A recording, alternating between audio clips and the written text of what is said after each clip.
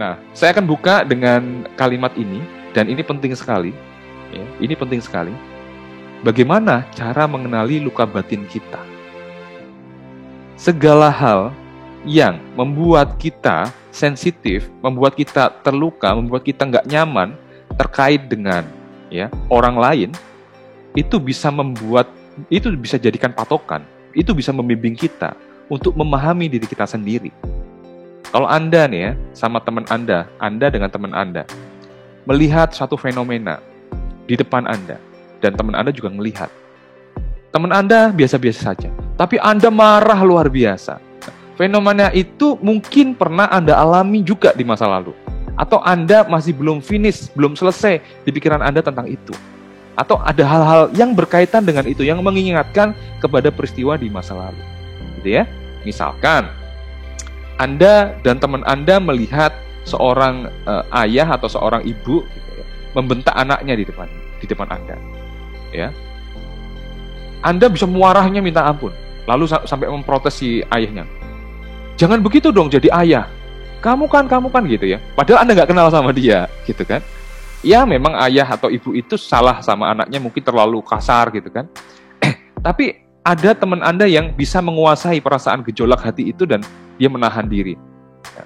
Dan tidak terlalu sensitif gitu loh dengan hal-hal seperti itu. Nah, apa yang membedakan kita dengan orang lain? Kenapa kita lebih sensitif? Itu karena ada hal yang berkaitan dengan peristiwa masa lalu yang terjadi di dalam diri kita. Jadi bagaimana cara mengenali luka batin adalah kalau kita ya dalam perilaku kita itu apa sih yang kita fokuskan dari fenomena-fenomena yang kita temui, apa sih yang membuat kita terganggu? Ya, biasanya ada pola-pola itu. Pola-pola itu ada biasanya. Ada orang-orang yang bermasalah dengan keuangan, ada orang-orang yang bermasalah dengan relationship, ya, ada orang-orang yang bermasalah dengan percintaan, ada orang-orang yang bermasalah dengan atasan bawahan hubungan itu, ada orang-orang yang bermasalah dengan rutinitas pekerjaan dan sebagainya. Nah, coba kita lihat pola-pola di dalam hidup kita, mana yang bermasalah? Mana yang bermasalah? Mana yang berita-berita apa yang membuat kita itu marahnya minta ampun? Ya, peristiwa-peristiwa apa yang membuat kita itu nggak bisa lupa gitu loh? Ya, atau kata-kata apa dari orang-orang yang membuat kita itu nggak bisa lupa sampai mau tidur pun kepikiran dan besoknya kita dendam dan seterusnya. Ya, kata-kata itu semantiknya itu apa? Kata-katanya apa isinya gitu loh. Nah, itu mengingatkan kita pada suatu hal yang saya nggak tahu itu apa. Setiap orang pasti berbeda. Ada orang yang dibilang jelek gitu. Itu langsung marahnya luar biasa. Ada juga orang yang lain yang dibilang jelek, dia malah ketawa-ketawa. Apa yang membedakan orang ini? Gitu kan? Jadi bagaimana cara mengenali luka batin? Kita sensitif terhadap apa? Yang orang lain itu sebenarnya biasa-biasa saja. Gitu. Nah, itu bisa membuat kita masuk ke dalam diri kita apa yang terjadi sebenarnya. Contohnya seperti ini ya.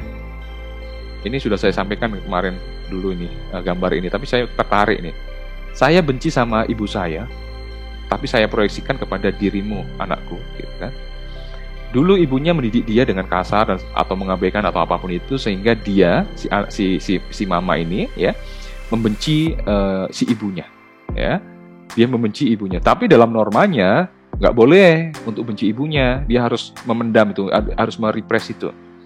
Nah, tapi lama-lama kan nggak kuat tuh di-repress, energinya masih ada di situ. Lalu anaknya lewat, nakal gitu, nangis gitu, atau apapun ya, minta apa gitu. Si ibu ini memproyeksikan kemarahan terhadap ibunya dulu, ya, yang dipendam itu ke anaknya. Nah, kenapa kok sensitif terhadap anak yang nakal? Ya, karena ini mengingatkan dia kepada dirinya yang dianggap nakal oleh ibunya. Ya, paham ya? Temanya sama, yaitu ibu dan anak. Oke. Sama juga seperti ini, bermasalah dengan suami, bermasalah dengan kantor, bermasalah sama finansial, atau bermasalah dengan dirinya sendiri, trauma-trauma yang belum selesai. Sebenarnya dia benci sama dirinya sendiri, tapi kan nggak enak tuh benci sama dirinya sendiri, jadi benci sama anak, gitu ya. Ini adalah bentuk proyeksi dari luka batin kita yang kita nggak sadari kadang-kadang, yang kita pendam, kita abaikan, kita sangkal ada di dalam diri kita, sehingga mau nggak mau ya emosi ini harus terekspresikan, ya secara bawah sadar terekspresikan ke dalam bentuk-bentuk yang sebenarnya malah merugikan kita. Nah,